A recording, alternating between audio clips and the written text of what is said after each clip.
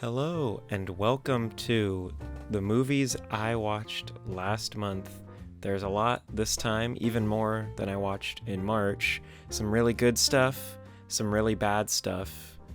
I want to get started because there's a lot in here. So let's just start with the first one I watched, which was The Country Bears. This was fucking horrible.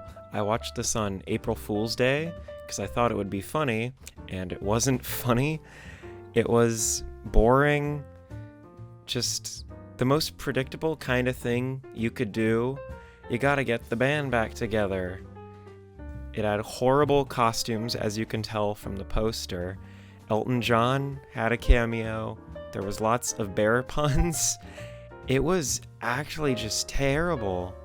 I was surprised to see there was a few positive reviews, at least more positive than I'm being now. Like, maybe it's people that grew up with this, but I just can't imagine how much nostalgia there is for the Country Bears. Don't watch this one. It's bad. The music's bad. It really only gets points because there's one fun car wash scene, and that's about it. Next up is the Buster Keaton classic from 100 years ago, Our Hospitality, which is a really great movie spoofing the Hatfield-McCoy feud about two rival families. This one family wants to murder Buster Keaton, and it's really, really funny. There's lots of great gags, as there is with a lot of Buster Keaton stuff. Yeah, it kind of just devolves into madness as it goes on. It's really, as I've said, it's very funny. There's a great third act scene where it's all at this waterfall. There's some really impressive stunts.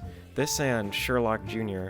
is really impressive to look at visually because of just what they did and how people nearly died making them. Yeah, I really loved this one.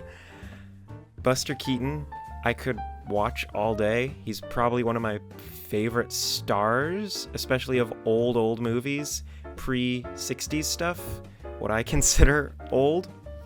He's great. If you haven't seen this or Our Hospitality, go and watch it. They're great.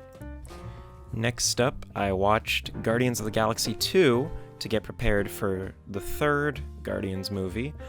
I think this is my favorite MCU movie. Everything about it kind of works for me. The only real problems I have are just that there's some weird character stuff. Drax feels entirely different. In the first movie, he was really stern, and in this one, he's really happy. And it's not really explained, and it's not that big of a deal. It's just kind of weird. Besides that, I love everything about this one. I think it's better than the first one. Music, I enjoy more. Like, visuals are amazing. They look so much better and less gray than the first one. I love the villain more. Ego, Kurt Russell. Yeah. I think it's cool that this is just as much about Star-Lord as it is Rocket. It's both their stories, and they're both really interesting, even if Rocket's is a bit, like, more subtle in how it approaches character stuff. It's really cool. Yeah, it's hard to say. I said this was my favorite Marvel movie, but maybe give me some time with Guardians 3, which I'll talk about eventually, and maybe that'll change. But so far, this is my favorite one. I think it gets almost everything right. It's really funny, too. Common theme so far is that all these movies are pretty funny. Next up, I watched Pirates of the Caribbean: Dead Man's Chest. I had not seen this one for a very, very long time, and I actually was pretty surprised by how much I enjoyed it on rewatch. I'm a pretty big fan of the first Pirates movie, and I remember the rest of them do not hold up well, but I think this one still manages to be pretty great. It feels like a good continuation of where the first one left off. Amazing visuals, especially for the time it came out. All of the sort of undead people look great. All the just how they're like decaying and gross. Davy Jones is awesome looking. I cannot believe this is over 15 years old. I love his design. Yeah, this is also the last movie to make Jack Sparrow like a real character. In all the others, he's a joke, but in this one, they try to make him like a real character. I like all the stuff with like how there's kind of 3 narratives going on. They all meet for a cool sword fight at the end. That's really cool. Some good story stuff when that water wheel spins. Oh, it's such a good moment. This is so good. And I don't think it's as good as the first Pirates. I think, if anything, this one's a bit slower narratively than it could be at points. They also don't give Elizabeth Swann much to do in this one. And I think that, bold statement, this is the last good Pirates movie, and maybe the last good Johnny Depp movie. Sorry, Johnny. I also watched the new Super Mario Bros. Movie, which I am very mixed on. On the one hand, it's very lovingly animated. There's lots of nice little nods and references to Nintendo stuff. I appreciate that stuff, but just because it has those does not make the movie good. And a lot of people online are saying it's good because of that, and I have to harshly disagree. This is totally fine. It's exactly what you'd expect from an Illumination Mario movie, and that's why I think it kind of cannot be that great. It will always be exactly what I expect from it. It plays it so safe, so predictable, and I get predictable. You're going at the Mario formula, everybody knows it, but they could have just shooken it up some way. At the very least, all of the voice cast are doing pretty great, except Cranky Kong, who sucks. Everybody else is doing a great job. Jack Black is awesome. Yeah, I was pretty, middled by this one. I will say the action is well done. Weird to say for an Illumination thing, but I enjoyed the action. I thought it was pretty well choreographed for an animated thing especially. I like the Mario Kart scene, even if it makes not much sense why it's in the movie. I don't want to go into spoilers for the Mario movie, but it kind of feels like it doesn't need to be there. I wish Luigi got more to do, and maybe they'll make a Luigi's Mansion movie? God, I hope. Yeah, this one's made $1 billion? What's up with that? Really? That's so weird, right? Back to Pirates movies once again. I watched At World's End, because it's a 2-parter, Dead Man's Chest, and God, I was so disappointed by this one. I already remembered not really liking it. I remember it being really slow, which it is. It is very, very slow. After the Singapore, I'm not racist.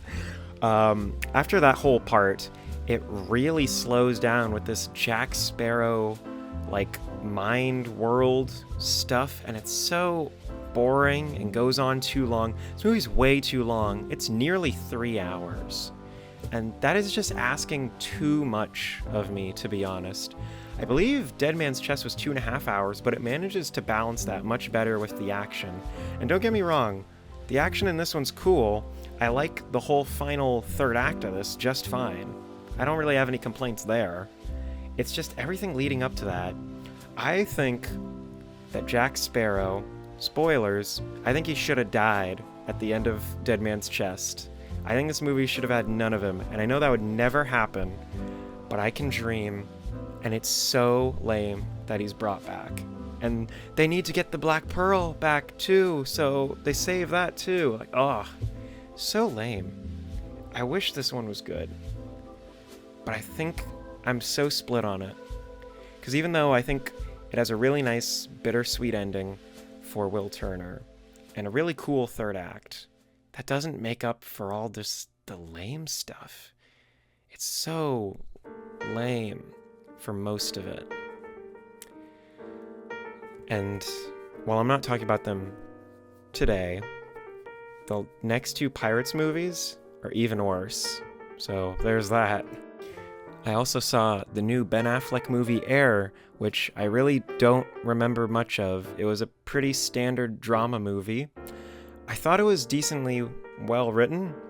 I'm not super into basketball or shoes, so I didn't really have much of a stake. But even then, I thought it was still a well done drama. I thought everybody's performance was good.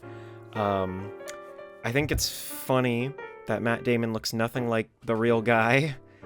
There's a lot of parts where Ben Affleck's not wearing shoes or socks, and so on Letterboxd, the picture of this just has Ben Affleck with his feet out, and it's disgusting.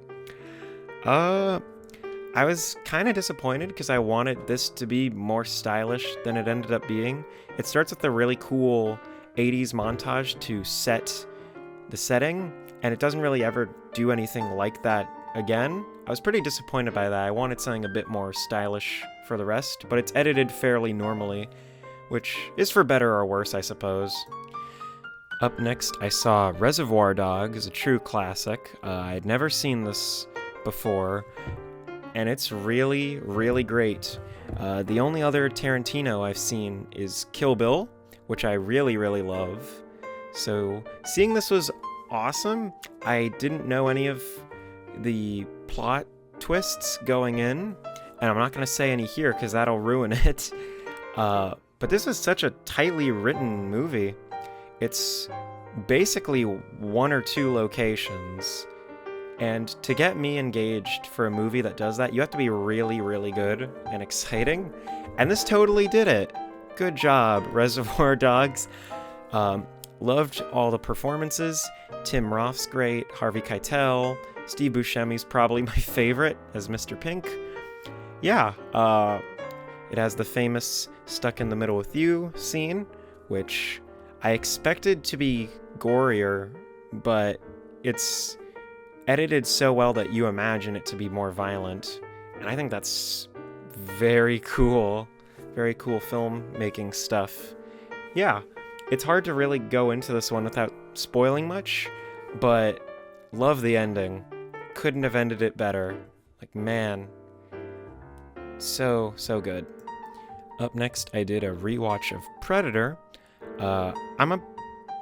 I guess I would call myself a fan of the Predator movies. I've seen all of them. I only really like two of them. One I kind of like ironically, and the rest are bleh.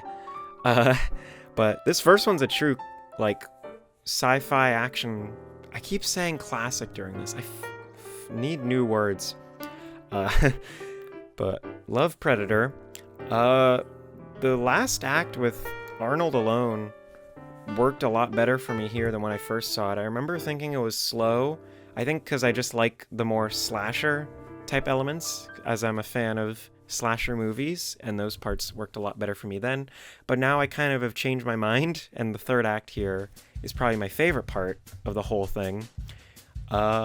This is also probably Arnold Schwarzenegger's like best performance, at least that I've seen. I like him in Total Recall, but it's kind of hard to say if he's very good there. He's very charismatic, and that's what I like about him. Besides that, this is like pretty great movie. The Predator design is so cool. I actually prefer the Predator as a like creature to the alien. I don't really know what else to say because it feels like this is one of those movies where you've kind of seen it before you've seen it. All the scenes are so famous that you kind of already know what to expect going in. So there's not really much to say about it. I also watched Avengers Infinity War right after I watched Predator. Again, for my Guardians rewatch, I'm probably only going to talk about the Guardians stuff here. They're good, they're fun. I like Rocket and Groot and Thor's thing that they go on to forge an axe. Star-Lord gets the best moment of the whole movie, where he's essentially forced to shoot Gamora. That's such a great scene. Feels like, even though it wasn't directed by James Gunn, it truly does feel like something he would make. And recent statements, he said he would just have Star-Lord shoot her and get it over with. I totally disagree. That's such a good moment. It's really tense. The whole part with Gamora and Thanos on the cliff is also very well done. I like that. I'm just now realizing there's not much Guardian stuff, so I guess I'll talk about the rest of the movie. It's good. I definitely prefer Endgame. I think Endgame is just more my thing. I don't really like the structure of this one that much. I can't really complain. I just think skipping back and forth to different characters at random intervals just doesn't work for me as much as like following these characters for the movie sort of structure. Both are fine. If you prefer this, that's cool. It's hard for me to get too invested when I know, oh, we're gonna switch to other people in like 5 minutes. Yeah, this is good though. Everybody's seen it. What am I even doing? Everybody's seen this already. I also watched, as the same day as Predator and Avengers Infinity War, A Bug's Life. I kind of watched this as a joke. I've seen it before a lot of times. For some reason, this is one of the movies that I could just pop on at any time and like just kind of watch as a joke, even though I don't think it's bad. It's like fine. I think that in terms of Pixar stuff, this is one of the more underrated. I think all of the voice cast is fine. What's his name? Kids in the Hall. Dave Foley. I don't know what it is about Dave Foley. I really like his voice. So even if this movie actually sucks and I'm biased because of his voice. I think it's very charming and fits this character. I don't even know how to talk about the plot of this without laughing. There's circus bugs, and they think they're fighter bugs, or warrior bugs. I really don't have much to say about this one, because, again, I watched this as like a joke, and I ended up thinking it was fine. And I've seen it so many times. I think the whole third act gets, like, weirdly dark. Like, seeing ants with black eyes and, like, bruises is really, really weird to me.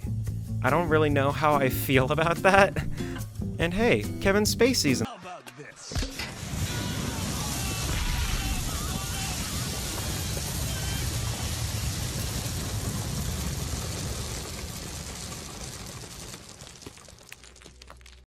Starship Troopers is one of my favorite sci-fi action movies.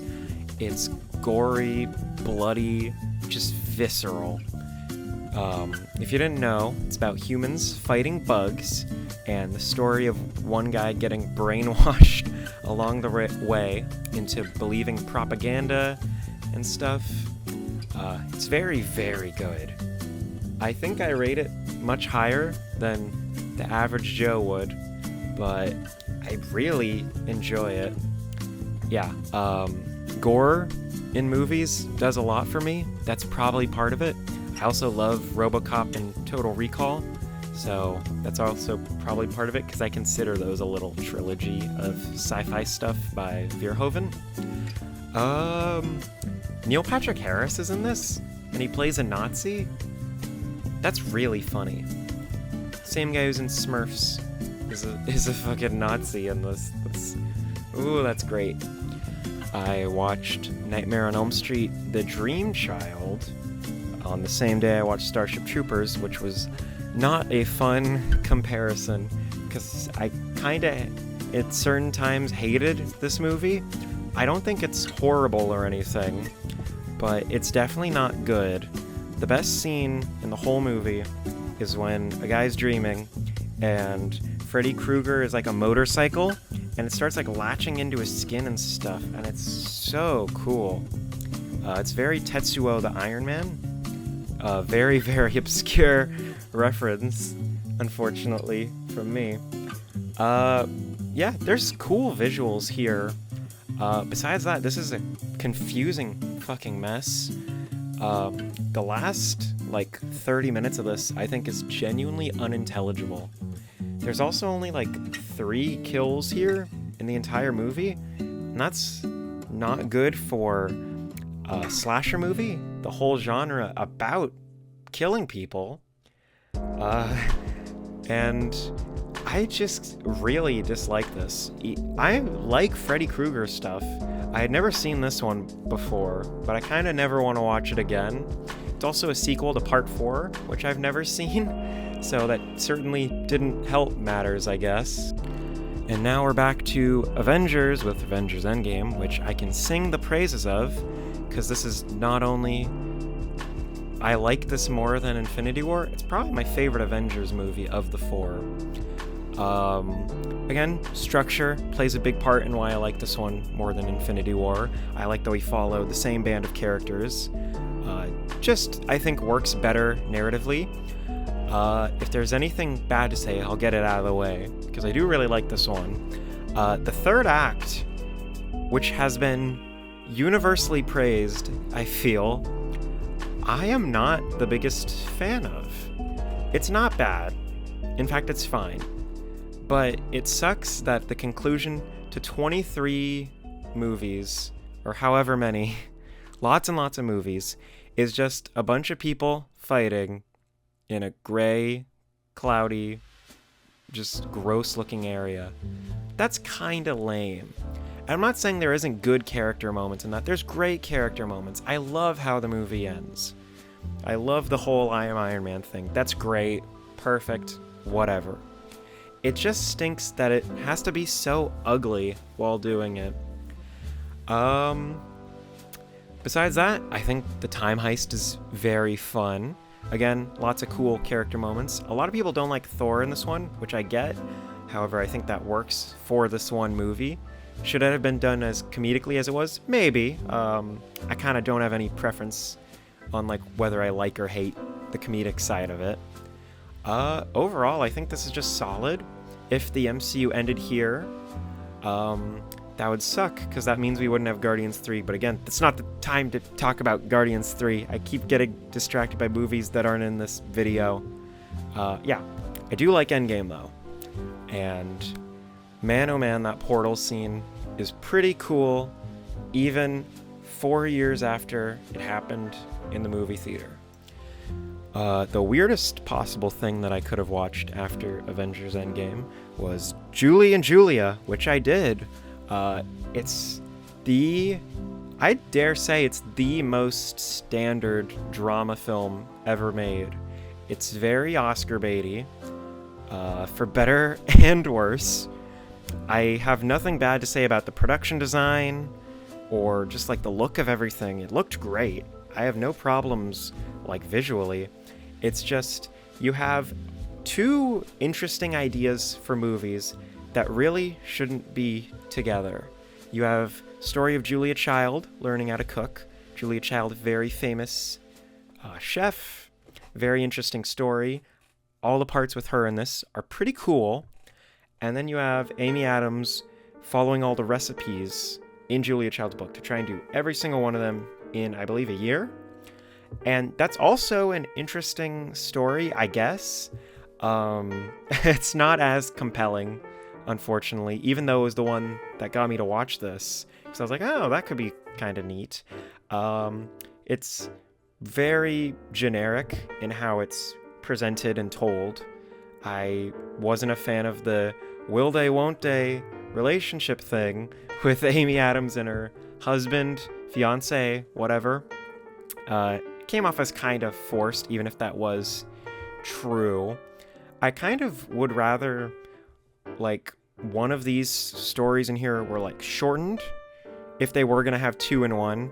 Like, one of them is 30 minutes and the other one's an hour, than having both trying to fight for space in this 2-hour movie. That's a big complaint I have with this, too. It's 2 hours. You could cut a lot from this.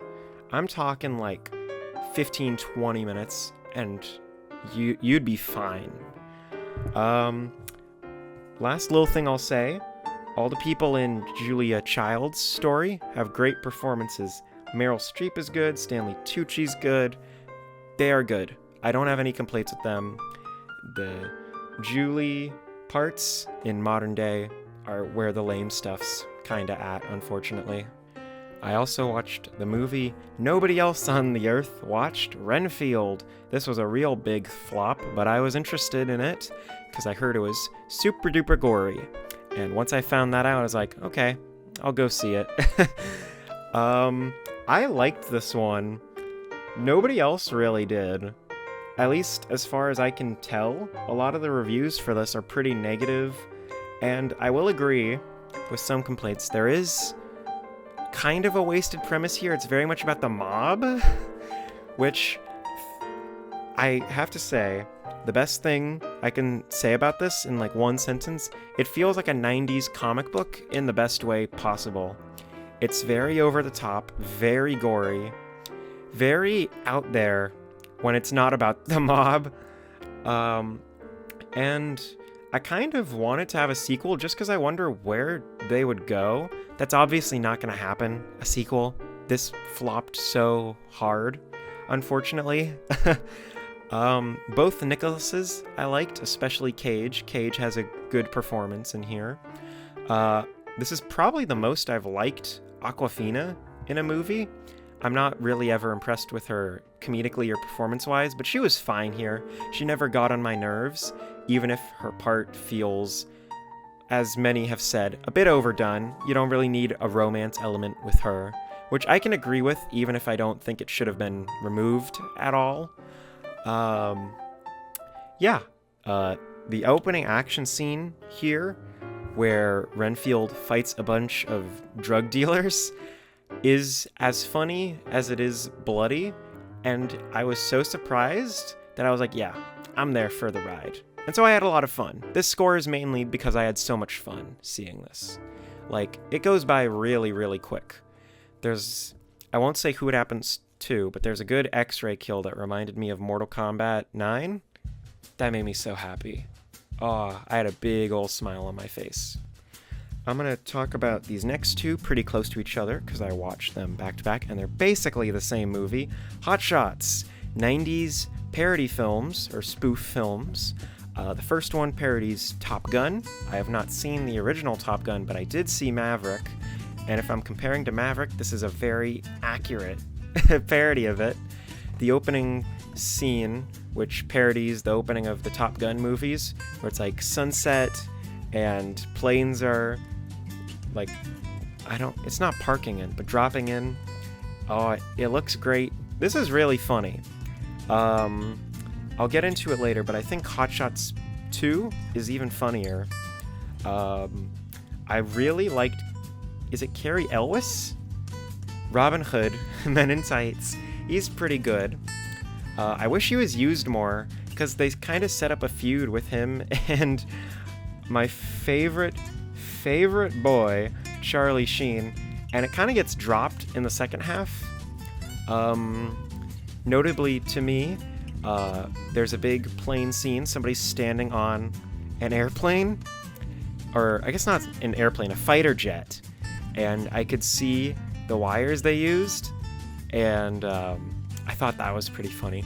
There's really not much you can talk about when saying about a comedy, is what I've noticed. I only have so much to say about Hot Shots, especially because nobody's heard of it. Hot Shots Part 2, or Part 2, if you're an American fuck, is basically the same movie, but about Rambo, and not just First Blood Rambo, Rambo 3 Rambo, which I've seen Rambo 3. It is not a good movie. This is better than the movie it's parodying, which is a stellar remark. I think that this is funnier. However, there's a little asterisk. It relies a lot more on reference humor. And some of it is so dated that you really need to be in the cultural headspace like I was watching this. Again, I watched this and Hot Shots 1 back to back, so I was kind of already in the early 90s time frame. I kind of got it. Yeah, this one's better though. Saddam Hussein is the villain, as all 90s movies liked having him in. South Park the movie being a great example. Again, not much to talk about. It's funnier. The opening goes on a bit long, but once they get to the forest and start mowing down people, it does get better. I was worried about this one, but it does get better. Best joke in the movie is when they have Charlie Sheen killing a bunch of people, and the death counter goes up to more than RoboCop, more than Total Recall. That is funny. That's a good joke. Good job. Hot Shots Part 2. I am a huge fan of stop motion, so I was rewatching the Wallace and Gromit stuff all through this month, from A Grand Day Out to A Matter of Loath and Death, and I really like Curse of the Were-Rabbit. I watched it a lot when I was young, and I still think it holds up really, really well. It's pretty funny, very, very British. I like very British things, so that's not a complaint at all. Who knew that Wallace and Gromit doing like a 50s monster movie parody would work so well? And about rabbits. It's so about rabbits and vegetables that, like, they get so serious about it too. And that's what makes the humor work so good, is that it's treated fairly seriously, as serious as a G-rated claymation thing can take. It's, yeah, I've loved Wallace and Gromit. I think the characters of them are very fun. Helena Bonham Carter and Ralph Fiennes are great additions. I think they're both very funny, especially Ralph Fiennes' Hunter character. He is so good. In terms of characters, he might be my favorite in terms of, like, performance. He's very fun. Lots of cool stop-motion stuff. Apparently most of this was touched up with CG to help, and the fact that I couldn't notice any of that is a great, great sign. I also watched Babylon, the 3-hour thing that also flopped. There's so much I could say about Babylon. An elephant shits on a guy in the first scene of the movie, and that really does set the tone. Just an elephant shitting on a guy for like 15 seconds too. This is a very gross movie. It has basically every bodily fluid in the human body. I haven't even said what it's about, and I've already probably made some people never want to watch this ever. But it's fun. I definitely prefer the first half of the movie to the second half. I think the second half is a lot less compelling. I should probably say what it's about so I can communicate that better. The main character, Manny, is an up-and-coming guy. He's helping working on movies. So he gets a job, and he slowly rises the ranks until about halfway through he becomes an executive. And it's very jarring. We see him, like, help with one thing, and then, oh, he's an executive now. It's pretty lazy in this overly long movie to just kind of jump like that. I was not a fan of that decision particularly. But the first half, when everybody's like new film stars learning, that whole 30-minute opening at the party, awesome. That whole 30-minute part where they're trying to film the one scene and Manny has to get a camera, awesome. Second half, again, I'm a bit more mixed on. I don't dislike it, really. There's parts I don't really care for, but it's not, as a whole, that bad. I'm not going to spoil the ending, but it's pretty jarring, and I can see why so many people were a bit turned off by it. It does feel like mixed messaging coming from the movie. But yeah, I actually liked this more than I'm saying it. I thought it was pretty fun. By the very end, the 3-hour runtime was starting to get to me, but that's mainly just because it's 3 hours. I don't think the pacing was bad at any of this. I think it's a pretty well-paced movie all around. Back to spoof movies, there's the first Naked Gun film. I'd never seen this before, and like the Hot Shots ones, I don't really have much to say about it besides it's funny. I liked it. There's definitely dated humor, as there all are with all spoof movies. They're just destined to kind of not be relevant or as relevant anymore. Leslie Nielsen is awesome. I think Frank Drebin, the main character, is a great protagonist. He's the one doofus in a world full of normal people. That's a great way to approach this story. And I think this is definitely the most normal of the Naked Gun movies. I watched 2 and 3 this month. I'll get into them later. But it's definitely the most normal. And that's not necessarily a good or bad thing. It just means that the comedy doesn't go as far as it does in later ones. Which, again, personal thing. I like it going a bit weirder, a bit more out there. Yeah, not much to say besides it's funny. If it sounds like your thing, you'll probably like it. I do want to see the Police Squad TV show this is based on, because I did enjoy this. Up next, I'm going to talk about this really quick. Lightning round. A Grand Night In, the Story of Aardman is about the making of Aardman. I watched all the Wallace and Gromit stuff, so I was like, cool, there's a documentary about that. And it's just fine.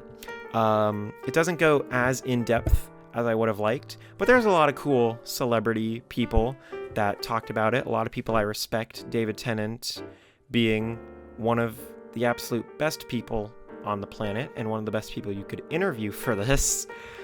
Yeah, it's fine. If you're interested in the story, I'm sure there's better sources, but if you've got an hour and you're interested, why not, really? And next, I watched Naked Gun 2.5, which is unfortunately, despite, I think, having a better story than the first one, it's probably my least favorite of the Naked Gun movies. I found it to be the least funny overall as a package. Again, that's probably just because I wasn't into it, or maybe everybody agrees this one's just not as funny. Again, like, what more do I say? Because everything I said about the first Naked Gun kind of applies. It's just down a little bit. I did enjoy Richard Griffiths, the Dursley father from Harry Potter. He's a fun character, as there's a little, like, guy who is a stand-in for him after he's kidnapped. That's a whole fun little thing. They do a lot with that, and I think it doesn't overstay its welcome at all. It's a fine plot. But yeah, this is basically the first one, just kind of down a little bit, which is, again, too bad. The third act also kind of overstays its welcome a little bit. It feels like there's a bit too much going on for its own good, which is weird because this feels a bit more scaled back than the first Naked Gun movie in terms of third act. How crazy is it that Naked Gun 2, which is my least favorite, is followed up by my favorite of the three, Naked Gun 33 and a third. Unfortunately, I did not get to watch 3 to 32 for this. I skipped around a bit, but this is definitely my favorite. Changes the formula in a fun way. Leslie Nielsen has to go undercover at a prison to spy on Fred Ward, and Fred Ward is awesome. Love him in Tremors. I hope he didn't do anything awful in real life, because then I'll sound like a complete asshole, but he's so great in this. They kind of ditch the undercover thing by, like, a certain point of third act, and again, third act goes on a bit long, but because it's set at the Oscars, and you have a great cameo by Weird Al. Weird Al's in all these movies, by the way, and he's so fun in them. Weird Al is in it, and again, Oscars, like, that's a cool idea for a third act set piece. They could have done a little bit more with it, but they do just enough to where, like, I'm totally happy that was the setting. They're playing to me. Back in 1994, they played to what I liked. Yeah, this is funnier than, I'd say, the first two. It does have, unfortunately, one transphobic joke, which cannot say I was a fan of. That's the one part where I was like, ugh. But everything else is very funny. Like, this is definitely the funniest of the three movies, for sure. I also watched Singin' in the Rain. This is so good.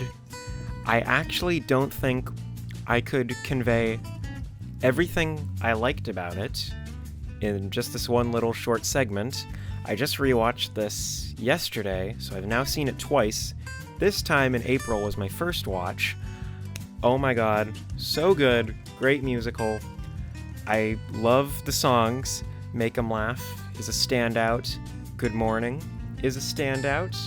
Moses Supposes is my favorite. The dancing, tap dancing, vaudeville stuff.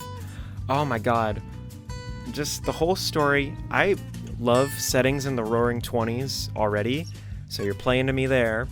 You have stuff in old movie making. You're playing to me there even more. The story of this is so simple, but it works so goddamn well. Of just two people falling in love in a transition to movies getting sound. It cannot be any more simple than that. And they play it so well. This is the most wholesome movie ever made. The least wholesome thing is when Gene Kelly is out and they start ripping his suit off him for a souvenir. I was like, oh my god, Jesus Christ. And everything after is peaches and cream. It's so much more wholesome than that. Yeah, I love this one. This is I keep saying classic in this, but it's a true, if there's any to come out of here calling a classic, if I had to call one, it's this one, right? I'm not playing around. This is probably the best movie on here. I guess up until me talking to now, it is definitely the best one on here. I love it so much. If you don't want to watch an old movie from 70 years ago, watch the songs on YouTube.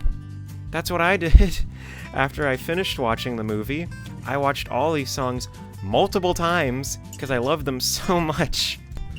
I also watched most controversial movie of 2022, Thor: Love and Thunder. Sorry to say it, folks. I like this movie. Well, like's a strong word. I think it's fine.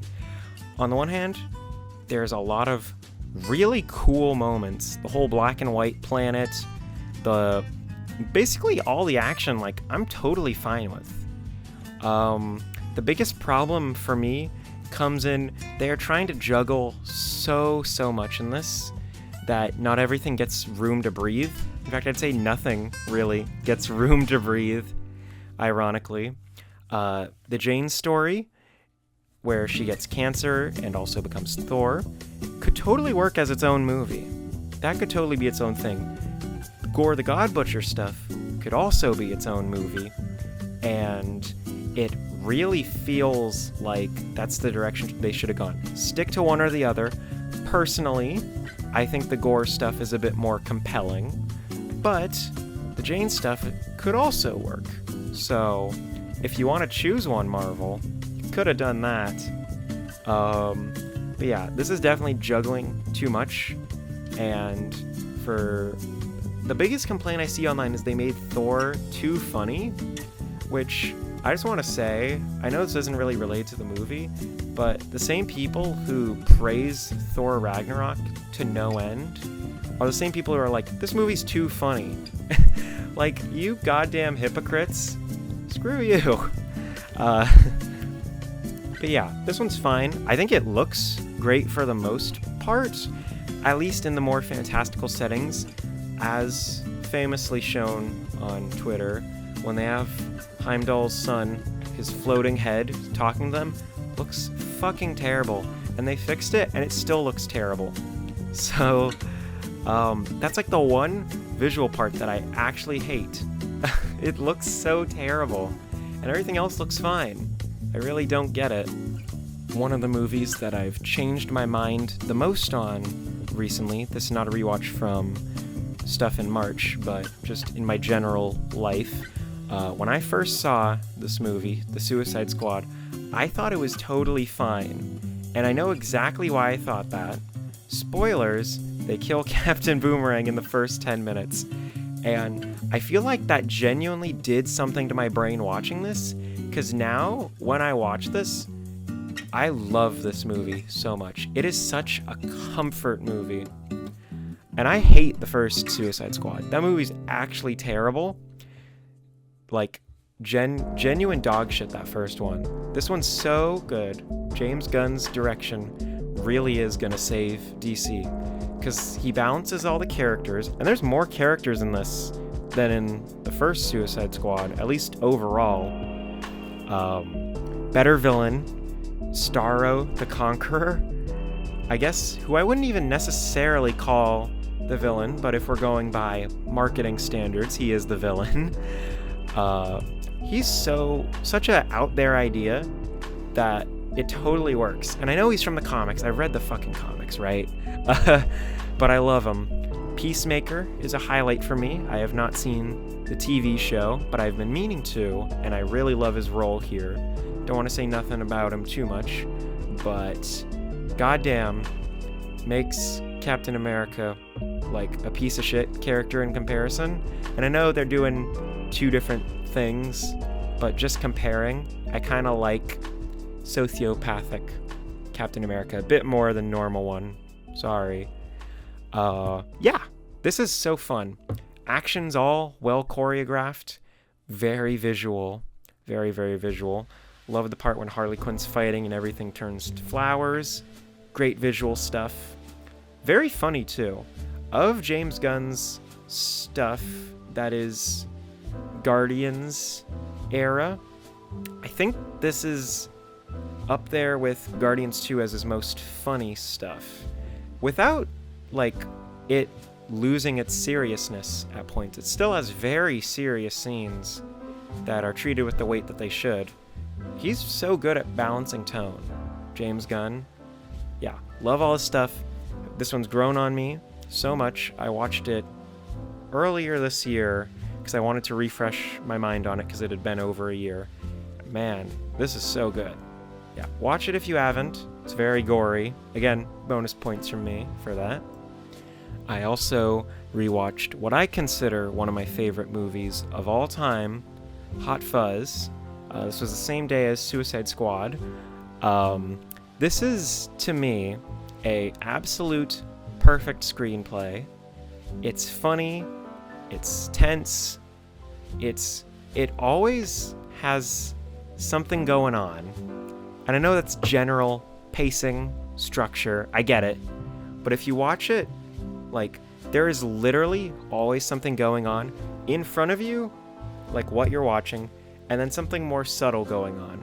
It's so well done. I love Edgar Wright's stuff. He's my favorite director, after all. Of the Simon Pegg, Nick Frost, Cornetto trilogy, this is probably my favorite. I love The World's End, but I'm kind of leaning more towards Hot Fuzz today. Yeah. This is such a good, like, mystery. I just realized this has cops in it. And now I'm praising a movie of cops. Fuck. This is British cops. I don't know if that's better or worse. But, yeah. I don't want to say too much about it because, again, mystery. But the way it unravels and the twist of it, which is totally unexpected, to a certain extent, it's unexpected, really makes the movie for me. I love everything about this. I don't think I have a single, like, legitimate complaint I could list. So, good job, Edgar Wright. You won Movie of the Month, a movie I've seen like 10 times before. Great job. Up next, the last Guardians thing that I watched this month, Guardians Holiday Special. This is so cute. The basic plot is Drax and Mantis, who, two characters that needed something to do. Smartly enough, they give them a story here. They go to kidnap Kevin Bacon to present him to Star-Lord so we can have a nice Christmas. It's so simple, and even in that simplicity, none of it's boring. None of it ever gets dragged down. I'll say the one part that gets kind of slow, but it is intentional because it's a slow song playing, is Kevin Bacon's song, which is very nice. I do like the I Don't Know What Christmas Is song a bit more. I just like generally upbeat stuff a bit more. But yeah, I think my favorite parts of this are just Drax and Mantis wandering around Hollywood, just kind of trying to figure out where to go. It's so cute. Again, calling this cute a lot, but it doesn't feel like Singing in the Rain. Such an odd comparison. It never feels unwholesome like.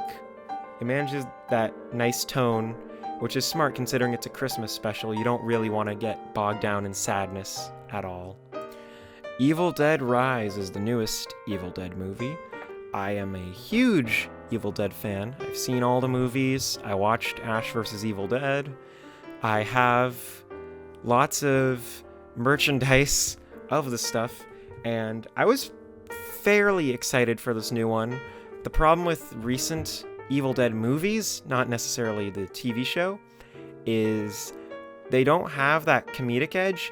And I understand that Evil Dead 1 and 2 were made to be legitimate horror movies, but playing it comedic, or at least having comedic elements, works so much better for me. And that's kind of the biggest problem with this one. It feels like it's missing a true voice. Like, it doesn't have a true director's vision that I think the original Evil Dead trilogy has with Sam Raimi. Like, those all feel like they're made from a director. This just feels like, and I hate saying it, Diet Evil Dead. That doesn't mean it's bad. It's still a good horror movie. It's better than a lot of modern horror stuff being made now. It's just kind of, it has to live up to a name that it really shouldn't have to. Very bloody, as it's been shown in all the marketing. The cheese grater scene is very fun. I didn't necessarily find it scary. I didn't really find any of this scary because it's so outlandish and they treat it so seriously, again with the tone. This is like, if you want a 90-minute gore fest, like, this is totally what you should watch. If you're an Evil Dead fan, it's kind of hard to say whether you'll like it or not, depending on what you like about the series. I do appreciate how gooey the last 15 minutes gets, though. That's where the real, like, crazy stuff is. And man, oh man, like, the looping narrative of this is pretty cool too. I guess that's a spoiler, I guess. If you watch the movie, it's probably different than how I just described it as. But yeah, I saw this one again this month, May. So I will say, my second watch, I didn't like it. Well, I kind of liked it as much. The first setup stuff worked better for me, but then the actual rest of the movie was like, I kind of know where it's going, so it has less of an impact, which is obviously going to happen with any movie, but with horror movies, they suffer a lot more from that because you know where all the scares are going to be. But yeah, this one's decent. I don't have too much negative to say other than it has to live up to something that shouldn't. Pretty good. I watched a independent film from Uganda. If you know of Who Killed Captain Alex, this is another film by the same director, Bad Black. I watched this one with a commentary track, the director's commentary. So even though I've seen this before, I can't really tell you what it's about. So I'm just going to read the description, because again, this is a bit less known. It's good to give a description. A mild-mannered doctor is trained in the art of ass-kicking commando vengeance by a no-nonsense ghetto kid in an effort to regain a family heirloom from Uganda's toughest gang. Wow. Straight from Letterboxd. I could tell you about the director's commentary more than I could the movie. It's fun. It's, if you like Who Killed Captain Alex, this is definitely in that same vein. Definitely darker than Who Killed Captain Alex. Notably, it feels a lot more serious, although maybe that's because Who Killed Captain Alex is like the most insane movie ever made. It's awesome. And this one's pretty good too. I don't think it lives up to Captain Alex. But about the director's commentary, the director gives a lot of interesting stories about him and his thoughts. It's never philosophical, but it really gave the perspective of somebody who's been living in such like a sad Ugandan village their whole life. It was really interesting to hear that perspective from this action movie commentary. Yeah, it was very interesting. It's kind of hard to describe what he went into without just like going over his his stories beat for beat, but hearing him like point places in the movie saying like, oh yeah, I used to live near here, and so I already knew this area, I knew this location so well, I knew there should be an action scene here. That's so wholesome. Like, that's so nice. And now, the worst movie of the month is Garfield Gets Real. This movie's fucking dog shit. It's worse than Hoodwinked 2, the worst movie of last month. I watched this alone over the course of 3 days. I watched the first half hour or so on some day, and then 2 days later, I watched the other half hour, 40 minutes, and holy shit, I felt so aimless doing this. It was so, like, the thing is, what did I expect is the biggest thing. I've always been fascinated by these straight to VOD Garfield movies. This one, Garfield's Fun Fest, and Garfield's Pet Force have always just been like there, and I kind of enjoy Garfield unironically and ironically, so that's kind of why I even put this on. It looks cheap. The whole plot is Garfield going into the quote-unquote real world. The only difference is it doesn't have a cel-shaded filter on it. Everybody looks the same. Everything acts like a cartoon still. They had zero creativity making this movie. Horrendous character designs outside of the Garfield cast. Because the Garfield cast, they have something to work off of. They don't have to make up shit. So all the new characters look fucking terrible. They look so awful. Genuinely terrible. Yeah, this is maybe the ugliest movie I've ever seen. And I know when saying this, somebody's gonna be like, oh, but the animators, they worked so hard on this, how could you say that? I don't believe that for a second. I think this was totally churned out by some corporate machine that had like a sweatshop animating this. I'm being so cynical right now, but I genuinely have nothing nice to say about this. So, sorry. First 1 out of 10 in this video series. Nothing to gain from watching this, not even a funny moment, besides brief moment when Nermal says like, take a chill pill, babe, and he puts on shades. Like, that's so stupid that I actually find it kind of funny. There was a point in time when I was sitting somewhere, I had nothing to do, so I went on my phone and I watched the first Sam Raimi Spider-Man again. This is better than I remember it being. It's been a little bit, maybe a little over year and a half, so not that long, to be honest. This is so campy. You always hear people talking about these movies online. They never really bring up how silly they are. The editing here is very early 2000s, and don't get me wrong, I like it. I should mention that these are not negatives. These are positives. It adds so much and almost makes it feel like a 60s comic book. You could interpret it as that. I think it's very fun. Willem Dafoe and J.K. Simmons are great. J. Jonah Jameson is obviously the best part of all these movies. I feel like everybody knows the Daily Bugle stuff is the true highlight, writing-wise, performance-wise. Feels like it should have been its own movie. It's too bad it never was. On the topic of Spider-Man, there is some real dated CG. Man, oh man. Some stuff looks, at the very best, it looks fine, like serviceable, and at the very worst, it looks rough, man.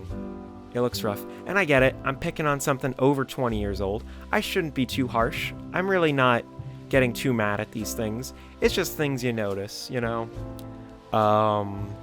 Tobey Maguire is also fine.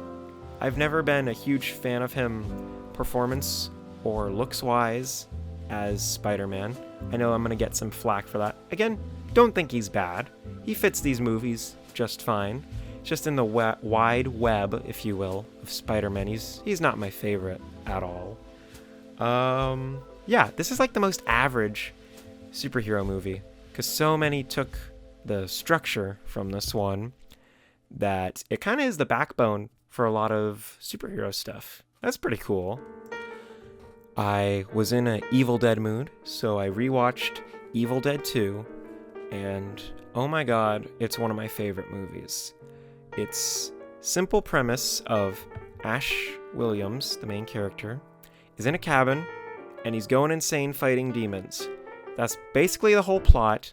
I'm leaving out a few things, just as a surprise, but it's so goddamn good.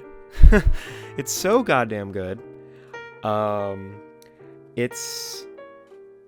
This is usually hailed as a great horror comedy. I see it, but I actually don't laugh much during this movie. I more so appreciate just like what went into it, how low budget it is, how they did the effects. It's very impressive for its budget, like effects wise. The big final act has some like huge creatures, and there's a bit of gore. Again, this is a very gore heavy month for April, not traditionally, but I'll take it. Yeah, this is definitely my favorite Evil Dead movie, like no contest. I love Army of Darkness, but Army of Darkness is no Evil Dead 2.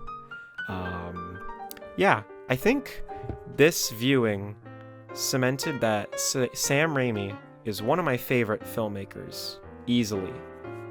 I love him so much, and next month I'll be talking about even more of his stuff, which is very exciting for me. And finally, the last movie, thank God, the last movie I watched this month was Fantastic Planet, one of my favorite animated movies. It's a very simple story. Essentially, humans on this planet are treated like ants, like little bugs, insects, and there are these big to us, blue aliens that essentially treat them like the bugs and are just squashing them. And we see one human kind of but joins a revolution to take them down.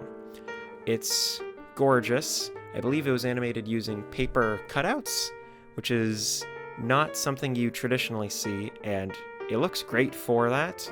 It has a very unique look. All of the world design is excellent. I have nothing bad to say about that. The musical score is awesome, really dreamlike in a positive way, I should mention. Yeah, this is so good. I recommend the Criterion Collection version of this because it has a bunch of cool extra features. I won't be talking about any of them in specific, but I am a fan of the Snails short included. Yeah, there's definitely lots of inspirations I think this gave to other films, other filmmakers that do kind of weird sci-fi. I feel like a lot of them take from this, which is good.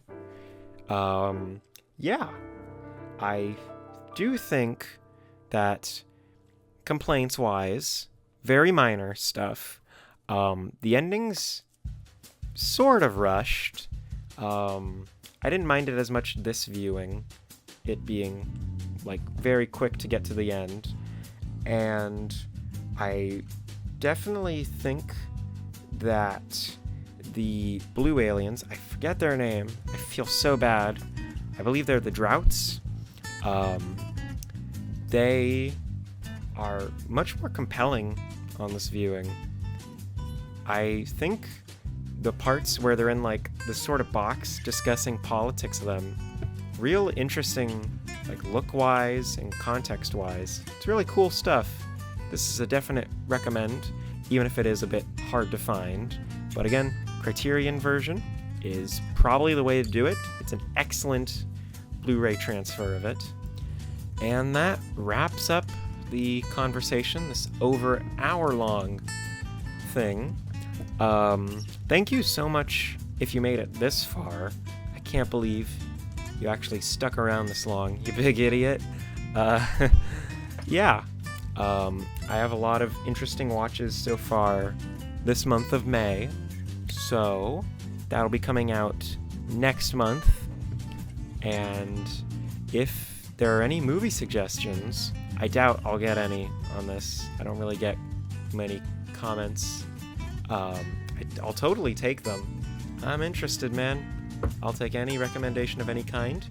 If you want written reviews of these, plus short film reviews that I don't really talk about in these because there's not enough to say, those are on my Letterboxd, which I will link below. And yeah, thanks for watching. Bye!